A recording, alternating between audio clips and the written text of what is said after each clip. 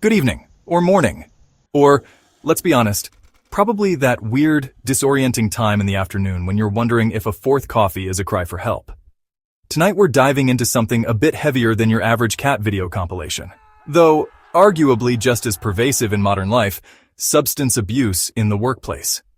Now, before you click away thinking, oh great, another lecture, let me assure you, this isn't about wagging fingers.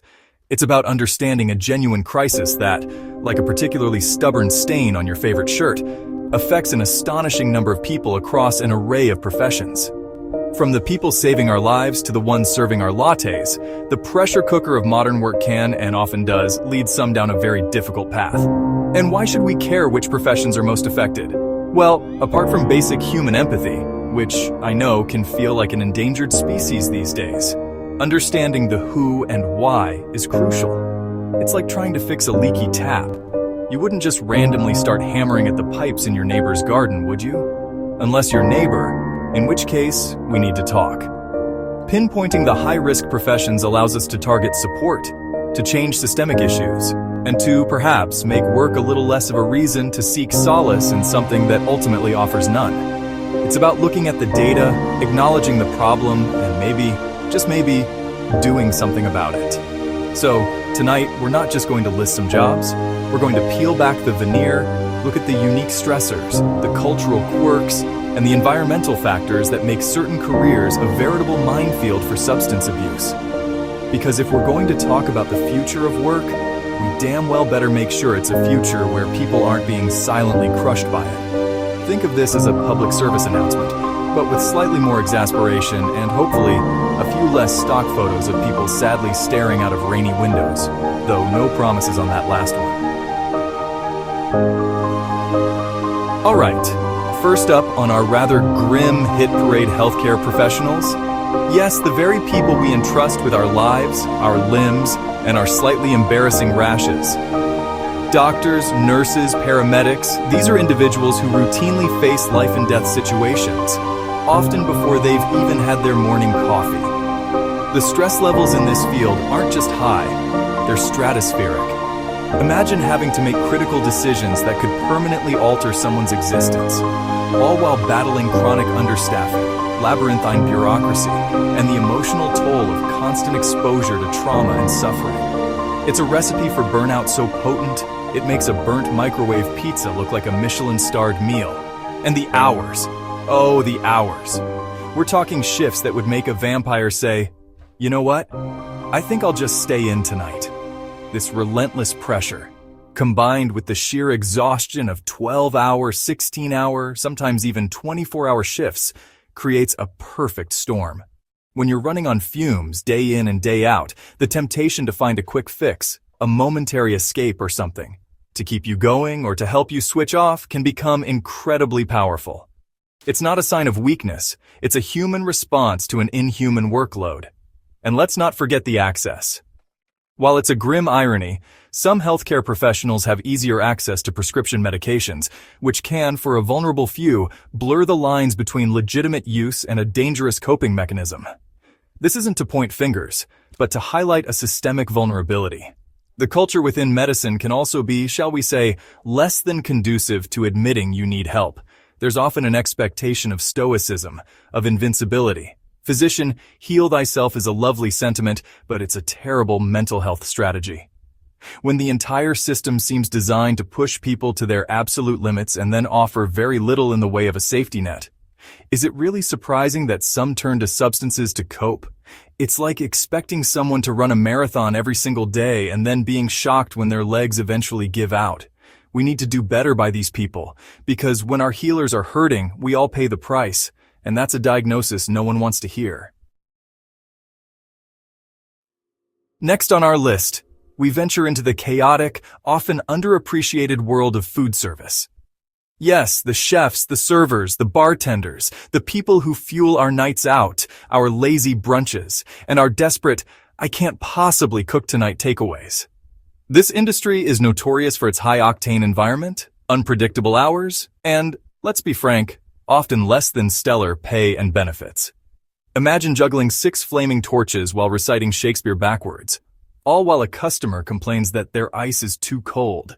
That's basically a Tuesday night for many in food service. The pressure to be constantly on, to smile through a barrage of demands, and to perform flawlessly under intense scrutiny is immense. And then there's the accessibility factor. When your workplace is literally a bar or a restaurant with a well-stocked cellar, the lines between work and unwinding can get blurrier than a cheap photograph. The shift drink culture, while sometimes a harmless perk, can easily become a slippery slope for those already struggling or predisposed to substance issues. It's right there. Easy.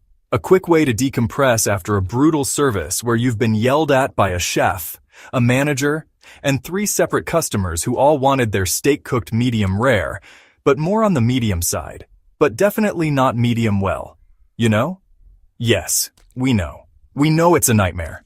Furthermore, the industry often attracts a younger workforce, some of whom might be navigating early adulthood with its own set of pressures, and it can foster a work hard, play hard mentality that sometimes normalizes or even encourages heavy substance use as a bonding experience or a stress reliever. This isn't to say everyone in food service is struggling, not by a long shot, but the environment, the late nights, the cash-in-hand tips that can fuel impulsive decisions, the physical toll of being on your feet for hours, and the constant high-stress customer interactions. It all combines to create a significantly higher risk. It's an industry that gives so much, often for so little in return, and that imbalance can take a heavy toll on the people within it. All right, let's hard hat up and move on to number 3, construction workers. These are the folks who literally build the world around us, our homes, our offices, our bridges. It's physically demanding, often dangerous work, performed in all kinds of weather, from scorching heat to bone-chilling cold. Think about the sheer physical exertion required day in, day out. Lifting, carrying, operating heavy machinery. It's a job that takes a significant toll on the body. And with physical wear and tear often comes chronic pain. And what's a common, albeit deeply problematic way some people manage chronic pain, especially if they don't have great access to healthcare or are worried about taking time off? You guessed it. But it's not just the physical strain. Construction work can also be incredibly isolating. You might be on a remote site for weeks or months at a time, away from family and social support networks. This isolation, coupled with the pressure to meet tight deadlines and budgets, can create a breeding ground for stress, anxiety, and depression. And when you're feeling isolated and overwhelmed, the allure of a substance that promises temporary relief or a sense of camaraderie, even if it's a false one, can be strong. The tough guy culture prevalent in some parts of the industry also doesn't exactly encourage open conversations about mental health or struggles with addiction. Then there's the cyclical nature of the work feast or famine. Periods of intense, high-pressure work can be followed by layoffs or uncertainty about the next job. This financial instability adds another layer of stress. When you're worried about where your next paycheck is coming from, it's easy to see how someone might turn to alcohol or drugs to cope with the anxiety. It's a tough job, done by tough people, but that toughness shouldn't mean they have to suffer in silence. We need to build better support structures for the people who build everything else for us, because a foundation of well-being is just as important as a foundation of concrete. Our 4th profession under the microscope is one that argues for a living legal professionals. Lawyers, attorneys, paralegals, people who navigate complex laws, advocate for clients in high-stakes situations, and often deal with the darker, more contentious aspects of human nature. The pressure to win, the long hours spent poring over case files, the adversarial nature of the courtroom. It's an environment that practically screams stress. Imagine having someone's freedom, their livelihood, or their entire future resting on your ability to dissect a comma in a centuries-old statute. It's enough to make anyone want a very, very stiff drink. Or several. The demanding nature of this profession often means work bleeds into every corner of life. Billable hours are a relentless taskmaster, and the expectation to be constantly available, constantly sharp, and constantly on can be utterly exhausting.